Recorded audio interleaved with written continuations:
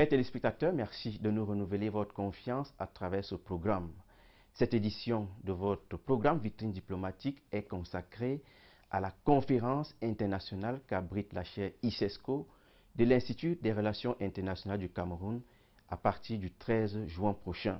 Une conférence axée autour de la préservation de la paix dans les pays en voie de développement. Notre invité est le professeur Tchouat Amadou, titulaire de la chaire ICESCO et chef de la division des affaires juridiques au ministère de l'Enseignement supérieur. Je vous invite à suivre cet entretien dans un instant.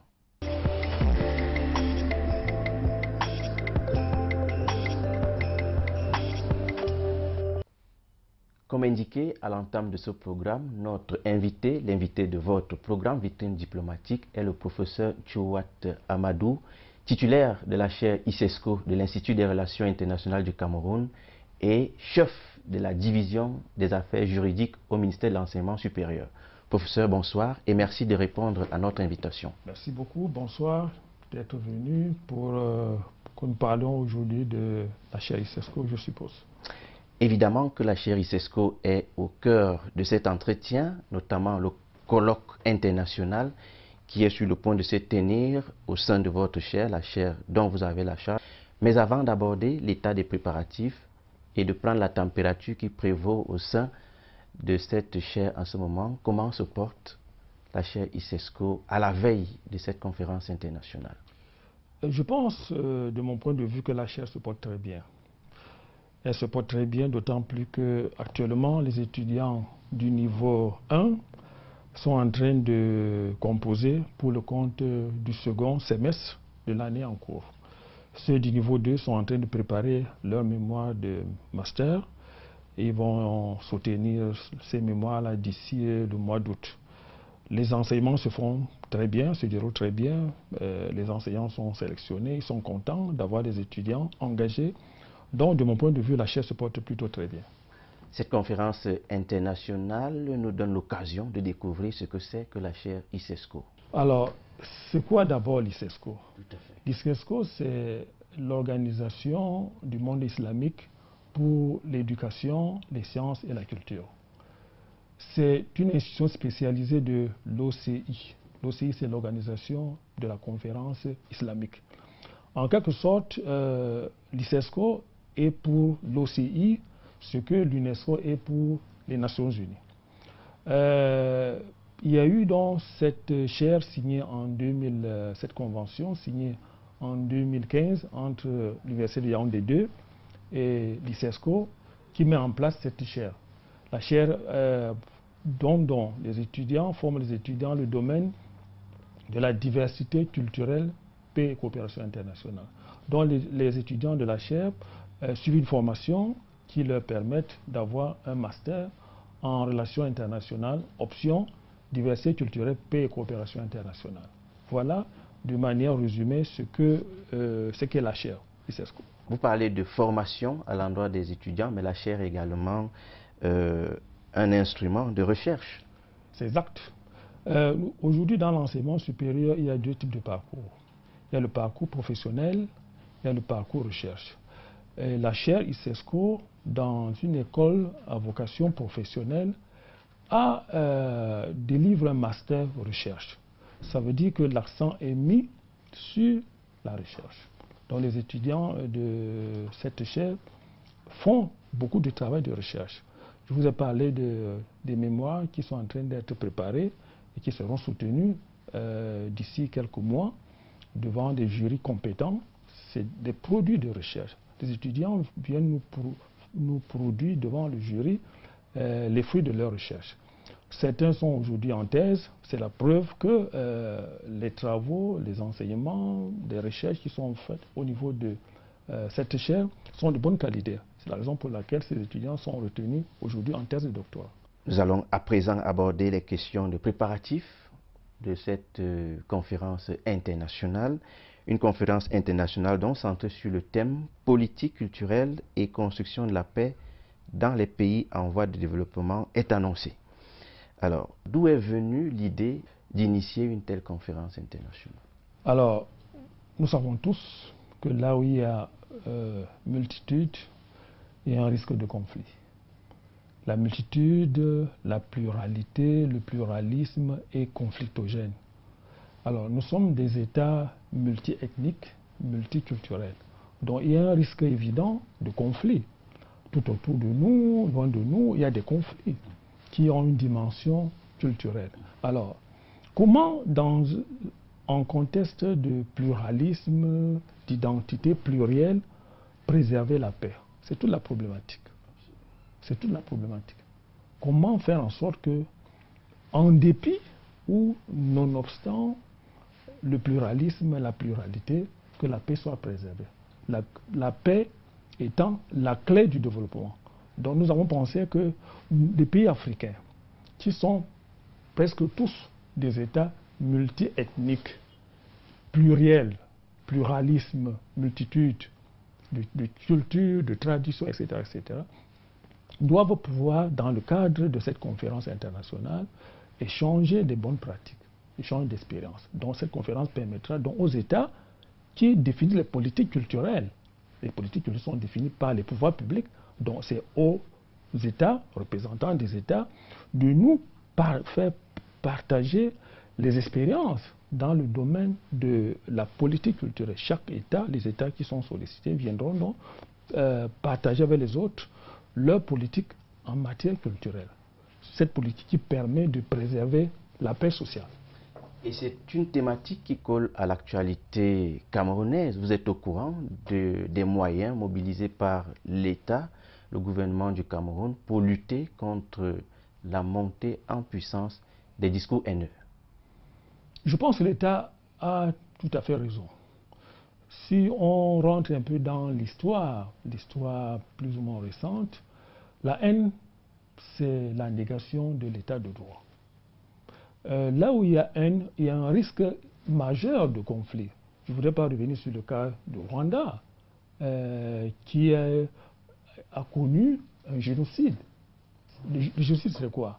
C'est la négation de la vie de l'autre. C'est cette lutte qui a pour but d'exterminer un groupe sur la base ethnique, culturelle, religieuse, etc., etc. Donc, je pense que le gouvernement a tout à fait raison de condamner avec la plus grande fermeté tout ce qui va dans le sens de la division. Notre président de la République, son exemple, prône de vivre ensemble, c'est-à-dire la cohésion, la collaboration, l'union malgré la diversité. Nous sommes condamnés à vivre ensemble. Le Cameroun, historiquement, c'était un État multiethnique. Il est donc normal que chaque culture soit respectée. Il n'y a pas une culture, il n'y a pas une religion, il n'y a pas une race qui est au-dessus de l'autre. Donc l'État a raison de mettre toutes les dispositions, de prendre toutes les dispositions de telle sorte que la paix, l'harmonie soient préservées. Alors, un mot donc sur les participants de cette conférence internationale annoncée au sein de la chaire ICESCO. Alors, les participants, comme je l'ai dit, le thème de la conférence, c'est quoi? C'est politique culturelle et construction de la paix dans les pays en voie de développement. Ce sont les États qui définissent les politiques publiques. Ce sont les États. Donc, les premiers participants à cette conférence, ce sont les représentations diplomatiques. C'est donc les ambassades qui sont conviées donc à nous partager avec nous, avec les universitaires, les politiques publiques en matière culturelle. Pas seulement limité en Afrique centrale. Non, c'est en Afrique. Je dis bien en Afrique. Nous avons comme invité, nous avons les pays africains. Il y a le Nigeria, il y a le Sénégal, il y a l'Afrique du Sud, il y a le Maroc, il y a la RCA. Bon, ce n'est pas l'Afrique centrale. Pratiquement nous avons parlé, pas tous, bien entendu, nous pouvons inviter tout le monde, mais nous avons parlé des politiques publiques dans les pays en voie de développement. Donc tous ces pays qui sont en Afrique sont les bienvenus. Quelles sont les principales attentes formulées autour de les principales attentes que nous avons, qui pourraient se dégager de cette conférence, c'est l'échange d'expériences. Nous souhaitons que les États viennent partager avec les autres leur expérience, leur politique dans le domaine de la culture, Par exemple, que les Rwandais viennent nous Que partager les Rwandais leur... viennent nous dire comment ils font, malgré la diversité, malgré le pluralisme, comment ils font pour préserver la paix sociale. Nous avons une politique camerounaise en matière culturelle, dont il y a un représentant de l'État du Cameroun qui viendra, je pense, ça sera le ministère de la Culture, qui viendra nous parler de la politique du Cameroun qui vise justement à préserver cette paix si chère à notre président de la République. Alors, l'université est un grand laboratoire de savoir, mais est-ce que vous avez le sentiment que les décisions, les propositions qui ressortent de cet environnement sont toujours prises en compte par ceux-là qui sont chargés d'implémenter les politiques publiques? Il n'y a aucun État qui peut se développer sans les recherches.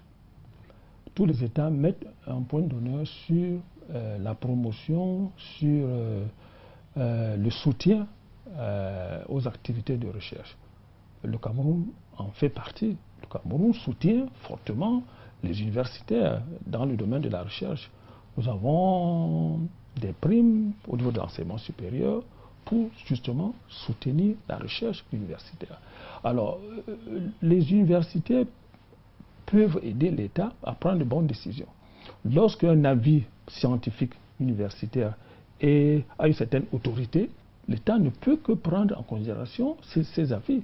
Donc, nous pensons que les recherches qui sont importantes, qui sont d'une certaine qualité scientifique, sont prises en compte par tous les États. Par exemple, le dénouement ou alors les clauses de cette conférence internationale, les idées les plus saillantes, qu'est-ce que vous comptez en faire? Mettre à la disposition des gouvernants pour prévenir tous les risques de conflits et de...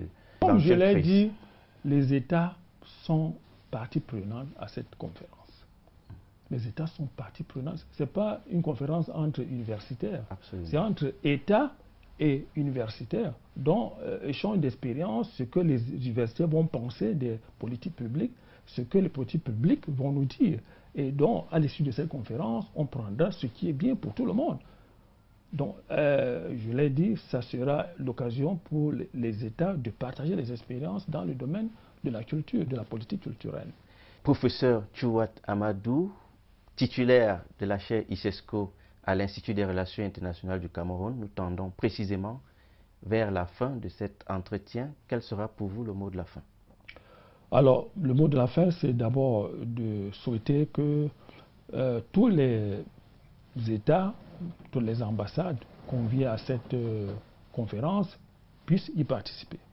Ça, c'est le premier point. Le deuxième souhait, c'est que les résolutions qui vont sanctionner cette conférence internationale soient prises en compte par les pouvoirs publics. Ça, c'est notre souhait. Pour que la paix, si chère à notre chef de l'État, à nos dirigeants, soit préservée en Afrique. Nous avons besoin de la paix pour nous développer. Aucun pays ne peut se développer sans cette paix. Alors, s'il y a des crises, des foyers de tension par-ci, par-là, c'est la paix, c'est le développement qui est compromis. Nous pensons donc que c'est l'occasion pour nous de faire en sorte que, malgré la multitude, malgré les identités plurielles, que la paix soit préservée en Afrique. C'est sur ces paroles avisées que nous mettons un terme à cet entretien. Je rappelle que le professeur Tchouat Amadou est titulaire de la chaire ICESCO à l'Institut des Relations Internationales du Cameroun et chef de la division des affaires juridiques au ministère de l'Enseignement supérieur. Professeur, merci d'avoir accepté notre invitation. C'est moi qui vous remercie, très sincèrement. Chers téléspectateurs, merci de nous avoir écoutés. Retrouvons-nous dans 2 semaines dans le cadre d'une autre production. Bonsoir.